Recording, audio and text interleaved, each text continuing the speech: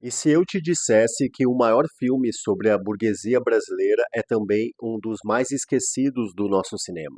Um filme que não quer te entreter, mas que quer te incomodar. Então, olha isso. Já passamos pela Ásia. Agora estamos na África. Possivelmente, quando acabarmos esse filme, já teremos destruído o planeta.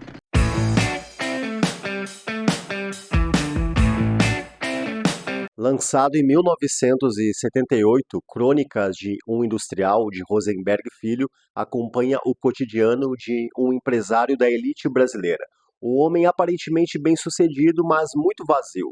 Ao longo do filme não vemos grandes acontecimentos. O que vemos ali é mais o incômodo, mais o desgaste silencioso de uma vida guiada por dinheiro, pelo poder e pela ausência de sentido. Mais do que contar uma história, Rosenberg constrói um retrato frio, quase clínico da burguesia durante a ditadura militar brasileira. Mas aqui está o ponto central. Crônicas de um Industrial não é um filme sobre um homem, é um filme sobre uma classe. E o mais radical é como ele faz isso. Se você está acostumado com filmes que contam uma história com começo, meio e fim, esse filme quebra completamente a sua expectativa. Aqui não existe exatamente uma narrativa tradicional, não tem um conflito claro. O que temos é uma jornada dramática evidente de uma outra maneira. Rosenberg constrói outra coisa, um acompanhamento frio, repetitivo, quase sufocante de um modo de vida. A gente acompanha esse industrial no seu cotidiano, em reuniões, conversas, tudo parece importante à primeira vista. Mas aos poucos você percebe que nada realmente acontece. Isso é um erro do filme? Não, porque existe uma estratégia muito clara aqui do diretor que é esvaziar o drama para revelar uma estrutura. Ao retirar grandes acontecimentos, o filme obriga você a olhar para aquilo que normalmente passa despercebido. O comportamento, o discurso, os gestos e principalmente o vazio. Esse personagem principal, ele fala, decide, mas em nenhum momento ele parece realmente vivo. E aqui entra um ponto fundamental. A forma do filme acompanha esse vazio, porque a câmera é muitas vezes distante, os diálogos são frios, as situações parecem mecânicas, não existe emoção conduzida para você sentir algo específico.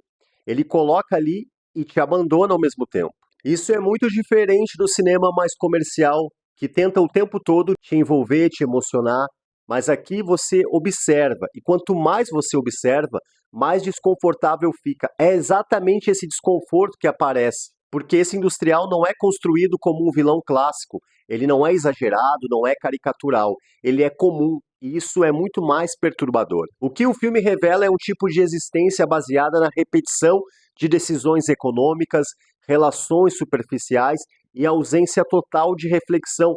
Tudo gira em torno da manutenção de um sistema e não da vida em si. E aqui entra uma leitura muito recorrente nos estudos sobre esse filme, que é a ideia de que o cinema do diretor não quer denunciar de forma direta, mas expor. Ele não aponta o dedo, ele mostra. E ao mostrar, sem dramatizar, ele cria um efeito muito mais incômodo. A gente também precisa lembrar, esse filme é feito no final da década de 70, ou seja, ainda dentro da ditadura, e ao invés de fazer um filme explicitamente político, o Rosenberg faz algo talvez mais radical. Ele mostra o funcionamento silencioso de uma elite econômica que segue operando normalmente enquanto o país vive repressão, censura, violência. E essa classe continua tomando decisões, acumulando poder, como se nada estivesse acontecendo. E o filme não precisa dizer isso em voz alta, porque está tudo ali na forma. Outro ponto essencial é o tempo do filme. As cenas parecem se alongar, os diálogos não têm pressa, os acontecimentos não levam a lugar nenhum. Isso gera uma sensação de estagnação, como se o tempo não avançasse, como se tudo estivesse preso em um ciclo. E esse ciclo é justamente o retrato de uma estrutura social que se mantém. E aqui entra uma pergunta importante: por que esse filme incomoda tanto? Porque ele tira do espectador aquilo que a gente mais espera do cinema, que é o conforto. Você não tem catarse, não tem identificação emocional clara. Você fica com uma sensação estranha de ter assistido algo importante, mas ao mesmo tempo vazio.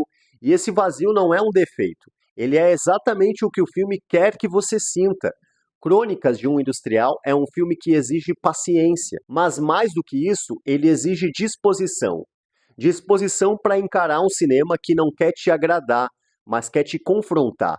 E talvez seja por isso que o filme continua tão atual, porque esse modelo de vida que o filme retrata não acabou, ele só mudou de forma. Se você gostou do vídeo, curte, compartilha com os seus amigos e até a próxima.